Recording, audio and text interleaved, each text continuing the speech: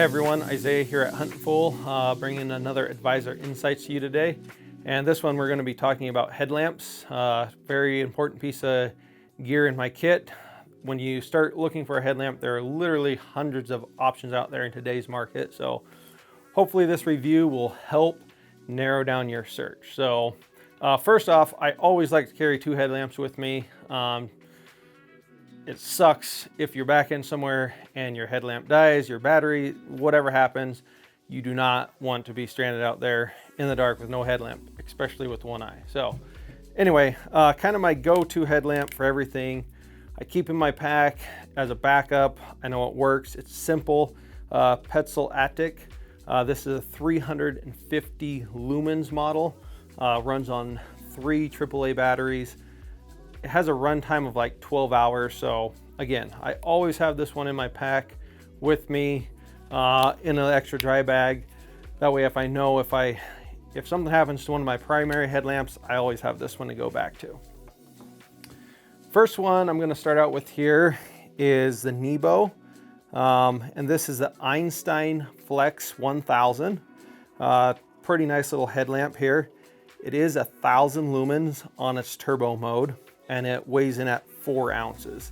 And you can pick this one up pretty much anywhere for right around $50. So good headlamp. It does run on an 18650 battery, or you can put 2 CR123 batteries in there if you're in a pinch or your primary battery fails on you. It does have 5 light modes, low all the way up to turbo.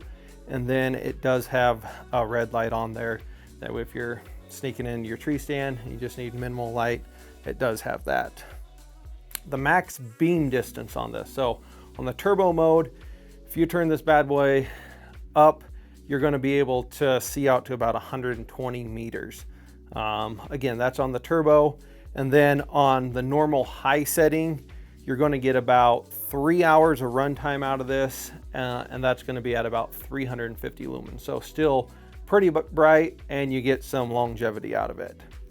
I do love this. It is nice and compact. I like how it distributes the weight. The battery's in the back. The bulb is out on the front there, so you don't have a bunch of weight out front.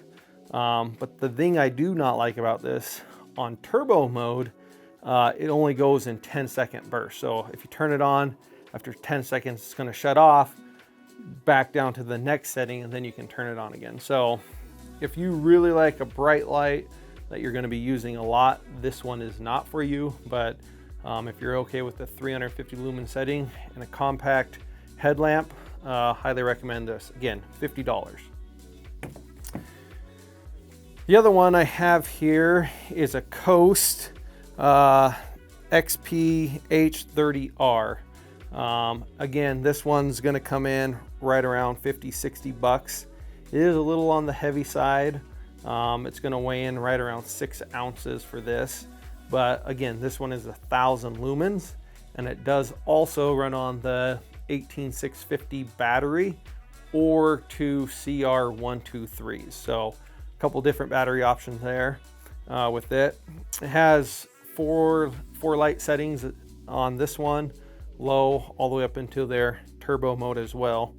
And it does have the beam setting on this. So if you want to see a long distance, if you turn this on turbo, turn the beam up, focus up, you're going to get about 165 meters of light out of this one. So it's really good if you're in an area where you might be encountering bears, cliffs, and you want to see a long distance. That mode is pretty dang nice for that. And then it is advertised that it will run 7 hours at 500 or 490 lumens. I don't think it quite does that. 4 or 5 hours is about what I've gotten out of this. But again, that's a long time for a high output on it. So this one though, it is a little heavy on the front end there. The battery, bulb, and everything's up front. So, you put that on, you are going to notice a weight up front. It's one thing I don't like about it, but the feature I do really like about this is that beam mode that can really zoom you in, so you can see what you're looking at there. Moving on, we have the Petzl Swift RL. This is a really nice headlamp. It's more of an upper end. It retails for right around $112. This one is a 900 lumens on its turbo and reactive mode, and it weighs in right around 4 ounces, nice and light. The band is nice and padded up front here, so it's comfortable on your forehead when you're wearing it. Again, everything's up front on this one, but it is pretty dang light, so it's not going to be wearing up there. 3 light modes on this one. Basically, you have the low, medium, high, and that's going to be in regular mode and reactive mode. And reactive mode is basically when you turn it on, depending on where you're looking, the light and the output on this will change. So if you're looking at a long distance, it will turn it all the way up. If you look close, it'll dim it down. So, and your battery life does last longer that way. So on your turbo output on this one, 900 lumens in reactive, but only 500 in standard mode. This one will run about 5 hours at 200 lumens, and it's pretty true to that, so that's nice. If you're on a long hike through the dark, 5 hours on the middle setting on this one, and you'll be good to go.